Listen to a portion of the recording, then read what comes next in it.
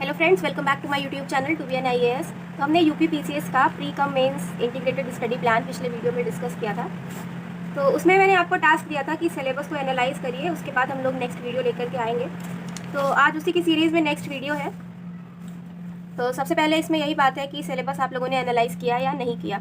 तो अगर सिलेबस आप लोगों ने पढ़ लिया है, देख लिया है, तो उसके बाद आपको क्या करना चाहिए, वो है कि आपको PYQs देखने चाहिए, previous year question papers, pre और मेंस दोनों के। तो प्री के लिए जो आपका प्रीवियस ईयर क्वेश्चन पेपर है, उसके लिए जो बुक्स आती हैं, कई आ जाती हैं, यूथ कंपटीशन, घटना चक्र और भी कई पब्लिकेशंस की आती हैं। तो आप वहाँ से PYQs जो है वो कवर कर सकते हैं प्रीलिम्स के।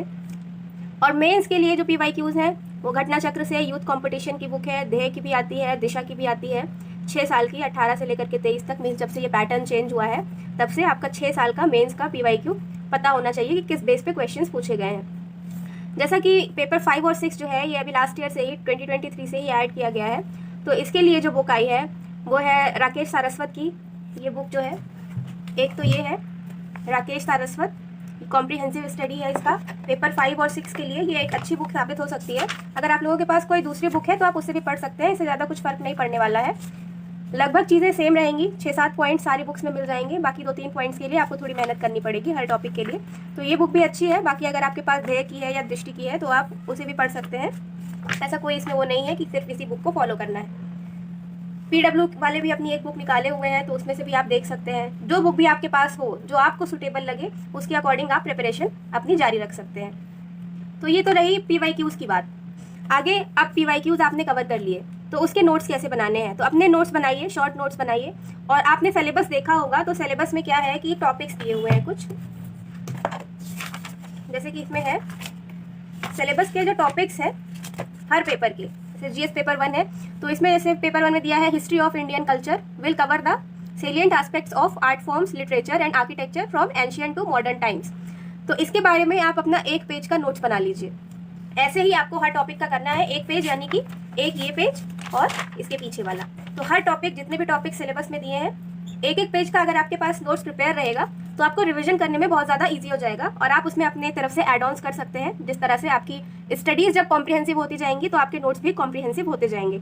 बट होना क्या चाहिए कि सिलेबस के हर टॉपिक के 1 पेज नोट्स आपके पास अवेलेबल होने चाहिए। ये अगर आपके पास ऐसा रहेगा तभी आंसर राइटिंग में आपको बहुत ज़्यादा आसानी होगी, क्योंकि आपके पास मॉडल आंसर्स लगभग हर टॉपिक के तैयार रहेंगे। फिर कुछ स्किल्स हैं जो आपको सीखने की ज़रूरत है आंसर राइटिंग के लिए। अगर आप पुराने स्टूडेंट्स हैं तो फिर आपको पता ही होगा कि क्या चीज़ें उसमें इंक्लूड कर सकते हैं। बट अगर कोई बिगिनर है तो उसके लिए कि आप मैप बनाना जो है वो सीख लीजिए, इंडिया का और यूपी का। वर्ड मैप से उतना कुछ खासा क्वेश्चन आते नहीं है, तो फिर उसकी ज़रूरत नहीं है। बट इंडिया और यूपी का मैप आपको बनाना आना ही चाहिए। और फ्लो चार्ट्स कैसे इंक्लूड करना है, मैप्स कैसे इंक्लूड करना है, ये सब हम आगे के वीडियोज़ में बात करेंगे कि कौन से क्वेश्चंस में हम किस तरह से इंक्लूड कर सकते हैं। डेटा जो है वो कहाँ से आपको मिल जाएगा, करंट इश्यूज जो है उनको कैसे इंक्लूड कर सकते हैं अपने आंसर्स में। तो ये सारी स्किल्स हैं, जैसे जैसे हम आंसर राइटिंग करेंगे तब आगे की वीडियोस में आपको पता चलता जाएगा। फिर क्या है कि आप अपने रिसोर्सेज बहुत लिमिटेड रखिए। लाइक आप एक बुक अगर फॉलो कर रहे हैं तो एक ही बुक फॉलो करिए, 3-4 बुक्स पे मत जाइए। अगर आप पेपर 5-6 के लिए ये बुक फॉलो कर रहे हैं तो इसी पे रिलाई करिए, किसी और बुक पे रिलाई मत करिए।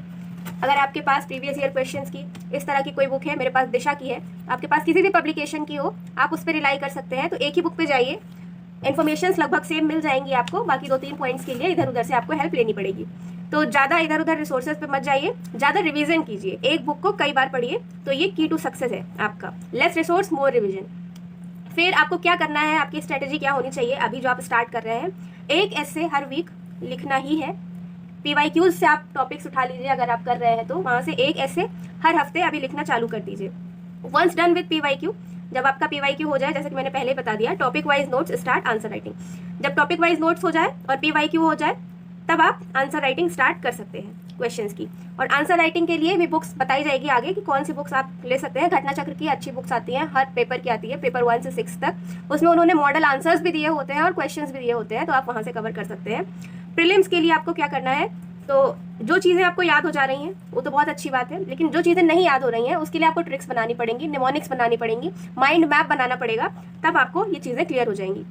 तो ये अभी एक शॉर्ट स्ट्रेटेजी प्लान है सिलेबस के बाद। तो सबसे पहले आपको क्या करना है वो ये है कि PYQs क्लियर कर लीजिए अपने प्री और मेंस दोनों के, और सिलेबस के जितने भी टॉपिक्स हैं उनका 1 पेज नोट्स बना करके रख लीजिए। उसके बाद हम लोग इसी चैनल पे आंसर राइटिंग के लिए क्वेश्चंस देंगे और आंसर राइटिंग स्टार्ट करेंगे। तो अगर आपको ये वीडियो अच्छा लगा है तो इसको लाइक कीजिएगा, शेयर कीजिएगा और कमेंट करके बताइएगा कि आपके लिए हेल्पफुल है या नहीं। हम मिलेंगे आपको एक ऐसी ही यूजफुल वीडियो के साथ, तब तक के लिए थैंक यू।